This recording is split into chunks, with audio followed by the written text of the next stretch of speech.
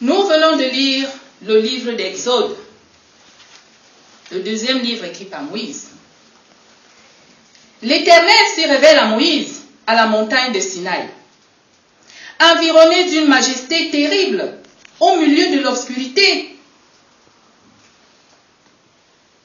Au milieu de l'obscurité des ténèbres, de la tempête, des torrents et des éclairs. Ces circonstances ne sont pas celles qui accompagnent l'économie de la grâce et de la miséricorde, mais elles conviennent parfaitement à l'économie de la vérité et de la justice. Et la loi était cela et pas autre chose. Dans la loi, Dieu éclaire ce que l'homme devrait être et maudit ce qu'il n'est pas. Il est de la haute importance que l'on comprenne le véritable caractère et l'objet de la loi morale, telle qu'elle est présentée dans ce chapitre. Il y a chez l'homme une tendance à confondre les principes de la loi avec ceux de la grâce, de manière que ni la loi ni la grâce ne puissent être bien comprises. Les 10 commandements peuvent être repartis en 2 catégories. Celle des commandements verticaux, qui traitent la relation de l'homme avec Dieu, et celle des commandements horizontaux, qui traitent la relation de l'homme avec la communauté. La seconde catégorie est caractérisée par une série de brefs interdits, à l'exception du verset 12, qui est constitué d'un impératif et d'un développement. Parce que quand nous poussons plus loin au verset 12, nous voyons que tu honoreras ton père et ta mère. Bref. Quant à la première catégorie, elle se compose certes d'interdits, mais elles sont toutes accompagnées d'explications. La loi est l'expression de ce que l'homme devrait être, et la grâce montre ce que Dieu est. La loi a été donnée par Moïse, et la grâce et la vérité vinrent par Jésus-Christ. Or, quand l'homme examine à la lumière de la loi, il voit qu'il est précisément ce qu'elle condamne. Comment donc pourrait-il, par la loi, obtenir la vie? Que faire donc pour accomplir ce que la loi exige? Il faut que j'aie la vie. Pour être ce que la loi veut que je sois, il faut que je possède déjà la justice. Et si je ne les ai pas l'une et l'autre, je suis maudit. Et le fait est que si je n'ai ni l'une ni l'autre, que faire? Frères et sœurs, voilà la question. À ceux qui veulent être docteurs de la loi, répondez qu'ils répondent de manière à satisfaire une conscience droite, courbée sous le jour, sous le double sentiment de la spiritualité et de l'inflexibilité de la loi et de leur propre nature charnelle, impossible à corriger. Le Seigneur nous dit, si vous m'aimez, gardez mes commandements. Si vous m'aimez, gardez mes commandements. Et je ne pense pas qu'en tant que chrétien, on le fait réellement. Parce que nous voyons, quand le Seigneur commence à parler, le Seigneur se décrit. Il nous dit déjà qui il est. Je suis l'Éternel, ton Dieu, qui t'ai fait sortir du pays d'Égypte, de la maison des certitudes. Moi, j'aime beaucoup ce petit passage en boulot. Mamene Jova Zambowe, Unyo Angasowo, si à Égypte, un Dabolo, c'est la maison des esclaves. La maison des esclaves. Il te montre déjà qui tu es. Et quand il commence donc, il dit, tu n'auras point d'autre Dieu devant ma face. Tu ne te feras pas d'image taillée, ni de représentation quelconque des choses qui sont en haut ou qui sont en bas. Tu ne te prosterneras point devant elles et tu ne les serviras point. Car, moi l'Éternel, je suis ton Dieu. Je suis un Dieu jaloux. faisons-nous dans nos vies? Nous voyons tout simplement ce qu'il attend de nous. Or que nous faisons l'inverse. Combien de dieux avons-nous réellement? Combien de dieux avons-nous réellement dans nos vies au jour d'aujourd'hui? Or que tout y est. Tu n'auras pas d'autre Dieu devant ma face. Tu ne te feras point d'image taillée. Je pense que c'est assez clair et simple. Même comme moi, je ne suis pas docteur de tout ça. C'est assez simple. Si on entre dans nos placards aujourd'hui, nous les femmes, on va trouver toutes sortes de potions.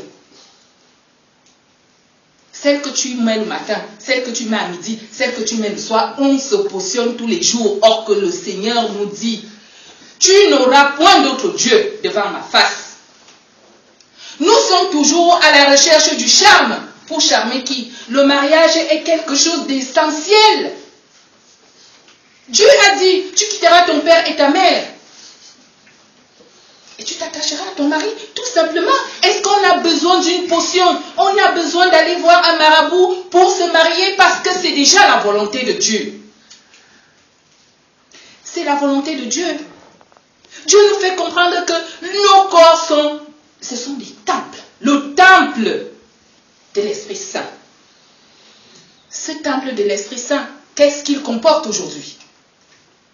Si on arrivait vraiment à dépouiller nos corps, est-ce que nos corps appartiennent réellement à l'Éternel? Je ne pense pas. Nous sommes surchargés. Nous sommes surchargés de tous ces dieux que le Seigneur condamne, que le Seigneur ne veut pas. Nous sommes assez surchargés. Aujourd'hui, si on te dit que c'est l'autre Malam qui est le plus puissant, nous sommes capables d'acheter même un billet d'avion et d'aller chercher la vie de l'autre côté du monde.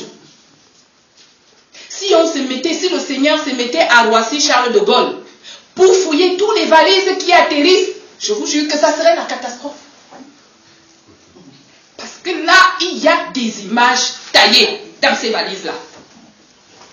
Parce que la petite potion qui est là, c'est là où tu accroches l'existence parce que tu te dis, c'est avec ce puits-là que je dois aller conquérir la France, obtenir un mari, obtenir la richesse, le bonheur, la gloire. Non.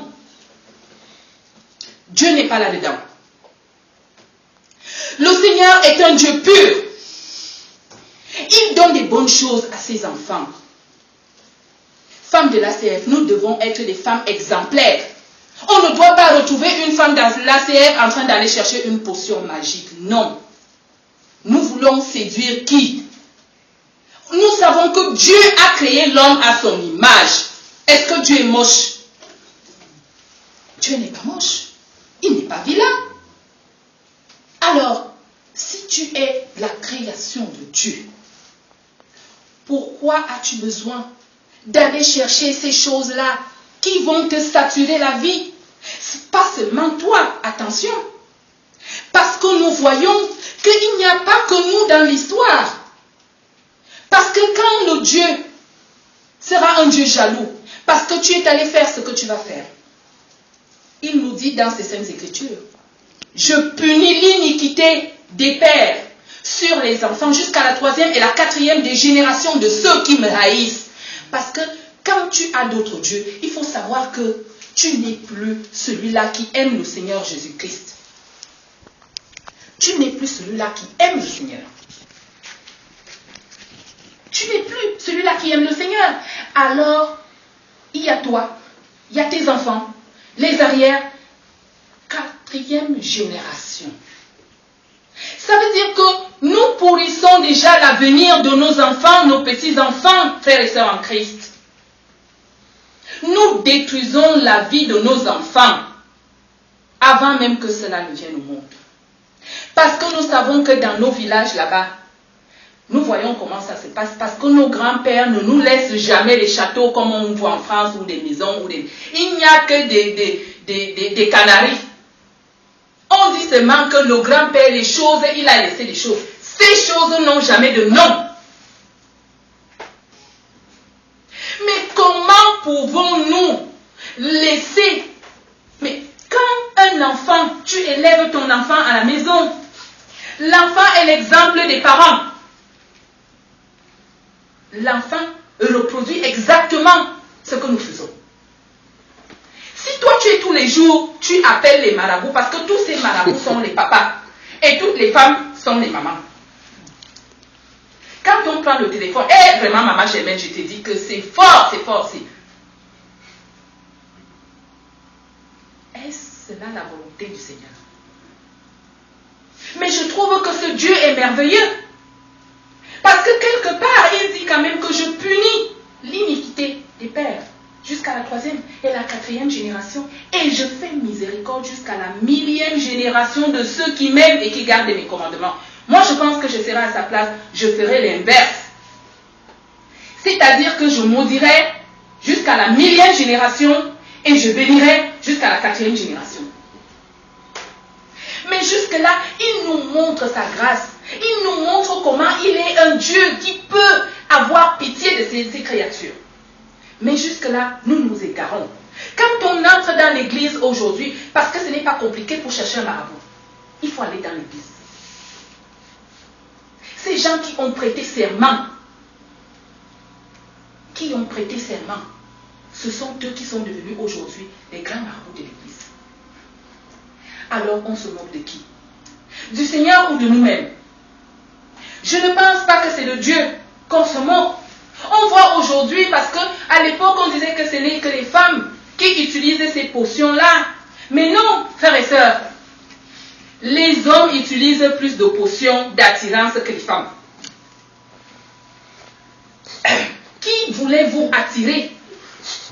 À part attirer la malédiction, cette malédiction qui va suivre de génération en génération, il n'y a rien d'autre derrière ça.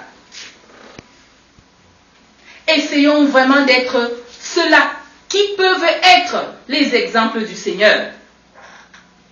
Le corps est le temple du Saint-Esprit. Nos corps. Arrêtons d'aller blesser partout. Parce que ce qu'on met dedans, quand on arrive, on n'est plus pur. Résultat des courses aujourd'hui, quand on arrive dans l'église, on n'a plus affaire aux chrétiens. Parce que nous ne savons pas nous-mêmes ce que nous portons. Là où nous allons, là, tout ce qu'on met, tu vas voir Aladi. Il va mettre sa part. Tu vas voir X. Donc, frères et sœurs dans le Seigneur, quand on va plus loin, on voit que Dieu nous fait comprendre. Tu ne prononceras pas le nom de l'Éternel, ton Dieu, en vain. Car l'Éternel ne laissera point impuni celui qui prononce son nom en vain. Mais nous voyons ce qui se passe. Quand tu mens, je te jure au nom de Dieu, mais je t'ai dit, Jésus Germaine. Non! Tu ne prononceras point le nom de l'Éternel en vain. Car l'Éternel ne laissera impuni celui qui prononce son nom en vain. Il faut donc savoir qu'en tant que chrétien, ce n'est pas un nom à prononcer à tout bout de champ. Notre Seigneur est saint. Ce n'est pas que dans les bars, tu arrives là quand tu as déjà saoulé. Son nom est non. Nous voyons plus loin. Il a travaillé pendant 6 jours. Mais le 7e, il va se reposer. L'Éternel va se reposer. Il va sanctifier cette journée. Mais nous n'arrivons même pas. C'est-à-dire que nous sommes à la quête du travail. Il faut toujours aller. Il faut toujours. C'est-à-dire que c'est le dimanche qu'on a planifié tout ce qui est à faire dans nos vies. On va beau le faire. Mais pour quel résultat? Ce n'est pas le dimanche que tu vas travailler, que tu arriveras à combler ta vie. Non. C'est un jour saint. Qu'on doit vraiment être là pour prier le Seigneur, pour rendre grâce à Dieu. Et non faire autre chose. Frères et sœurs dans le Seigneur, le thème de méditation de ce jour, où est la place du Seigneur dans nos vies? Où est la place du Seigneur dans nos vies? Parce que dans nos vies, si on compte les dieux qu'on a, il n'y a pas de place pour lui. Moi je me dis, il n'y a pas de place pour ce Dieu-là. Frères et sœurs dans le Seigneur, que Dieu lui-même bénisse sa parole. Amen.